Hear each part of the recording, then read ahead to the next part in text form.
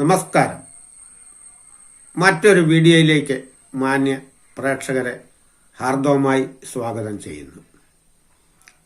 എൻ്റെ ഈ വീഡിയോ കണ്ടിട്ട് എന്നെ പ്രോത്സാഹിപ്പിക്കുന്ന എല്ലാവർക്കും എൻ്റെ ഹൃദയം നിറഞ്ഞ നന്ദി രേഖപ്പെടുത്തുകയാണ്. ധാരാളം ആളുകൾ എന്നോട് ഫോണിൽ വിളിച്ച് ഈ വീഡിയോയെപ്പറ്റിയും എന്നെപ്പറ്റിയൊക്കെ അഭിപ്രായം പറയുന്നുണ്ട്. പലപ്പോഴും നമുക്ക് ഈ ഫോണിൽ വിളിച്ച് അഭിപ്രായം പറയുന്നതിനോട് മറുപടി പറയാനുള്ള ബുദ്ധിമുട്ടുള്ളത് കാരണം നിങ്ങൾക്ക് പറയാനുള്ള അഭിപ്രായം കമന്റിലൂടെ അറിയിച്ചാൽ മതി. അതെന്തുമായിക്കൊള്ളട്ടെ. നിങ്ങൾക്ക് എന്നെ വിമർശിക്കുന്നതിന് എനിക്ക് ഒരു എതിർപ്പുമില്ല. നിങ്ങൾ എന്നെ വിമർശിച്ചുകൊണ്ട് അഭിപ്രായം പറഞ്ഞാലും അഭിനന്ദിച്ചുകൊണ്ട് പറഞ്ഞാലും രണ്ടും എനിക്ക് സ്വീകാര്യമാണ്. വിമർശിക്കുന്ന കമന്റുകളാണ് ഏറ്റവും നല്ലത്. കാരണം എനിക്ക് എൻ്റെ തെറ്റുകൾ മനസ്സിലാക്കിക്കൊണ്ട് വീണ്ടും മുന്നോട്ട് സഞ്ചരിക്കുവാൻ കഴിയും. ഇന്ന് ഞാൻ പറയാൻ പോകുന്നത് പിണറായി ഗവൺമെന്റ് നടപ്പാക്കിയ 2 കാര്യങ്ങളാണ്. അതിൽ ഏറ്റവും പ്രധാനപ്പെട്ടതായിരുന്നു ഹൈടെക് സ്കൂളുകൾ.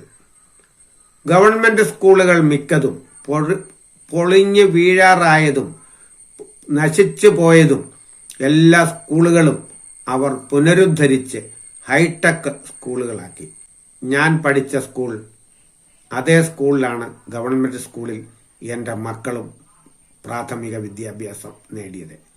ആ സ്കൂള് വളരെയേറെ പഴക്കമുള്ള ഒരു സ്കൂളായിരുന്നു. ആ സ്കൂൾ മുറികൾ ഹൈടെക് ആക്കുന്നതിലുപരി അതിനോട് ചേർന്ന് വലിയ ഒരു 2 നില കെട്ടിടം കൂടി പിണറായിയുടെ കാലത്ത് പണിതു കൊടുക്കുകയുണ്ടായി. എന്നാൽ ഇത് ജനങ്ങൾ അംഗീകരിച്ചില്ല ഈ സ്കൂളിനെ. അങ്ങനെ കേരളത്തിന്റെ പല ഭാഗത്തും വളരെ നല്ല സ്കൂളുകൾ ഗവൺമെന്റ് പണിതു കൊടുത്തെങ്കിലും ഈ സ്കൂളുകളെ ഒന്നും ഈ കേരളത്തിലെ ജനങ്ങൾ അംഗീകരിച്ചു കൊടുത്തില്ല. എന്റെ മക്കൾക്ക് പഠിക്കുവാനാണല്ലോ ഈ സ്കൂൾ ഗവൺമെന്റ് പണിത് തന്നതെന്നുള്ള നന്ദി നമ്മൾ ആ ഗവൺമെന്റിനോട് കാണിച്ചില്ല. എന്താണ് നാം ആ നന്ദി പ്രകാശിപ്പിക്കാതെ പോയത്? അത് ചർച്ച ചെയ്യപ്പെടേണ്ട ഒരു വിഷയം തന്നെയാണ്. ഞാൻ അതിനെപ്പറ്റിയാണ് ആദ്യം പറയാൻ പോകുന്നത്. ഈ സ്കൂളുകൾ പിണറായി ഗവൺമെന്റ് ഹൈടെക് ആക്കുകയും പുതിയ പുതിയ കെട്ടിടങ്ങൾ പണിതു കൊടുക്കുകയും ചെയ്തെങ്കിലും എന്തുകൊണ്ടാണ് ജനങ്ങൾ അതിനെ അംഗീകരിക്കപ്പെടാതെ പോയതെന്നുള്ളതിന്റെ ആദ്യത്തെ ഉത്തരം, ഈ ഗവൺമെന്റ് സ്കൂളുകൾ 3ാം കിട സ്കൂളുകളായിട്ടാണ് കേരളത്തിലെ ജനങ്ങൾ ഇന്ന് കാണുന്നത്. നിങ്ങൾ എത്ര ഹൈ ആക്കിയാലും എന്തെല്ലാം ചെയ്തു കൊടുത്താലും ഈ സ്കൂളിൽ നിന്ന് വിദ്യാഭ്യാസത്തിനായി അയക്കുന്നത് സമൂഹത്തിലെ ഏറ്റവും താഴേക്കിടയിൽ നിൽക്കുന്ന ആളുകളുടെ മക്കളാണ് അവിടെ പഠിക്കുന്നത്. മിഡിൽ ക്ലാസ് ആളുകളും സമ്പന്നവർഗവും, ഇനി അത് വേണ്ട, ഒരു സ്കൂട്ടറെങ്കിലും സ്വന്തമായിട്ടുള്ള ഒരാൾ അവരുടെ മക്കളെ ഇംഗ്ലീഷ് മീഡിയം സ്കൂളുകളിൽ അഥവാ നോൺ എയ്ഡഡ് സ്കൂൾ, പ്രൈവറ്റ് സെക്ടറിലുള്ള ഈ സ്കൂളുകളിലാണ് കുഞ്ഞുങ്ങളെ പഠിപ്പിക്കുന്നത്. അതുകൊണ്ട് തന്നെ ഈ ഗവൺമെന്റ് സ്കൂളിന്റെ മാഹാത്മ്യം എന്താണെന്ന് ആരും മനസ്സിലാക്കുന്നില്ല. എന്തിനേറെ പറയുന്നു, ഈ ജനപ്രതിനിധികളുടെ ആരുടെയെങ്കിലും മക്കൾ ഗവൺമെന്റ് സ്കൂളിൽ പഠിക്കുന്നുണ്ടോ? 140 ജനപ്രതിനിധികൾ ഉണ്ടല്ലോ. അവരുടെ ആരുടെയെങ്കിലും മക്കൾ ആ സ്കൂളിൽ പഠിക്കുന്നുണ്ടോ?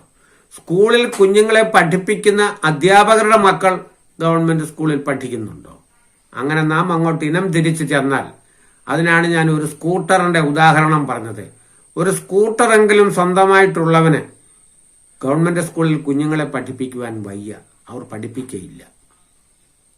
ഞാൻ ഈ പറഞ്ഞത് വാസ്തവമാണോ എന്ന് നിങ്ങൾ കമന്റിലൂടെ അറിയിക്കണം.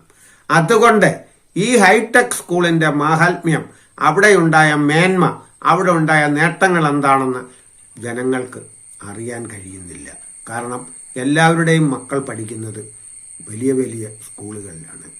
ഗവൺമെന്റ് സ്കൂളിൽ 20 പിള്ളേരും 25 പിള്ളേരും 50 പിള്ളേരും പഠിക്കുമ്പോൾ പ്രൈവറ്റ് സ്കൂളിൽ പഠിക്കുന്നത് 2000 പിള്ളേരും 1500 പിള്ളേരും ഒക്കെയാണ്.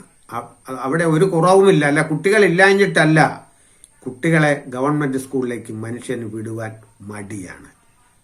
രണ്ടാമത് പിണറായി ഗവൺമെന്റ് ചെയ്ത വലിയ ഒരു നേട്ടമായിരുന്നു കേരളത്തിലെ ഗവൺമെന്റ് ആശുപത്രികളെ സൂപ്പർ സ്പെഷ്യാലിറ്റി ആശുപത്രികളാക്കി പലതിനെയും മാറ്റിയിട്ടുണ്ട്.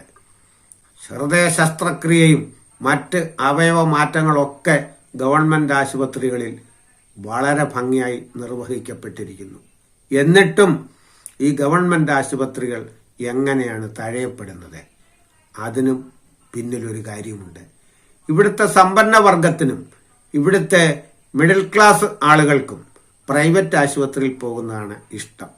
അമ്മ എവിടെയാണ് അഡ്മിറ്റ് ചെയ്തത്? അത് ഗവൺമെന്റ് ആശുപത്രിയിലാണ്, തിരുവല്ലയിലെ. ഗവൺമെന്റ് ആശുപത്രിയിലും. അമ്മ എവിടെയാണ് അഡ്മിറ്റ് ചെയ്തത്? അമ്മയെ പുഷ്പഗിരിയിലാണ് ഹോസ്പിറ്റലാണ് അഡ്മിറ്റ് ചെയ്തത്. അമ്മയെ ബിലീവേഴ്സ് ഹോസ്പിറ്റലിലാണ് അഡ്മിറ്റ് ചെയ്തത്. അമ്മയെ അതുപോലെ അമൃത ആശുപത്രിയിലാണ് അഡ്മിറ്റ് ചെയ്തത്. ലിസി ഹോസ്പിറ്റലിലാണ് അഡ്മിറ്റ് ചെയ്തത്. ഇങ്ങനെയുള്ള പേരാണ് കേൾക്കാൻ ഇഷ്ടം. അല്ലാതെ ഗവൺമെന്റ് എവിടെയാണ് അമ്മയെ അഡ്മിറ്റ് ചെയ്തത്? ഗവൺമെന്റ് ആശുപത്രിയിലാണ്. എവിടെയാണ് ഭാര്യയെ പ്രസവത്തിന് വിട്ടത്? ഗവൺമെന്റ് ആശുപത്രിയിലാണ്. എവിടെയാണ് കുഞ്ഞിനെ അഡ്മിറ്റ് ചെയ്തത്? അത് ഗവൺമെന്റ് ആശുപത്രിയിലാണ്. മറ്റാശുപത്രി ഒന്നും ഇല്ലായിരുന്നോ? ഇതാണ് ചോദ്യം. ഇത്രമേൽ നാം ആ ആശുപത്രിയെ നാം ഉയർത്തിയിട്ടും, ഇത്രമേൽ അവിടെ വലിയ കാര്യങ്ങൾ ചെയ്യാൻ പ്രാപ്തിയുണ്ടായിട്ടും ഇപ്പോഴും നമുക്ക് പുച്ഛമാണ് ഗവൺമെന്റ് ആശുപത്രിയോട്. ഈ ഗവൺമെന്റ് ആശുപത്രിയോട് പുച്ഛം ഉണ്ടാക്കുന്നത് എന്തിനാണെന്നറിയാമോ? എങ്കിൽ മാത്രമേ പ്രൈവറ്റ് ആശുപത്രികൾ പച്ച പിടിക്കുകയുള്ളൂ. കോർപ്പറേറ്റ് സ്ഥാപനങ്ങൾ വലുതാകണമെങ്കിൽ ഗവൺമെന്റ് ആശുപത്രി ഇല്ലാതാകണം.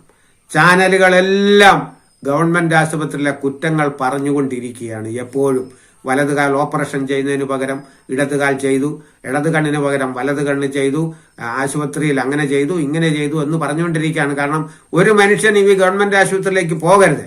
ഈ ചാനലുകാർ അറിയുന്നുണ്ട് പ്രൈവറ്റ് ആശുപത്രികളിലും ഇത്തരം പിഴവുകളെല്ലാം സംഭവിക്കുന്നുണ്ട്. സംഭവിക്കാതെയല്ല, എല്ലാ ആശുപത്രിയിലും പിഴവ് സംഭവിക്കുന്നുണ്ട്. അത് ആരും കൊട്ടിഘോഷിക്കുന്നില്ലെന്ന് മാത്രം.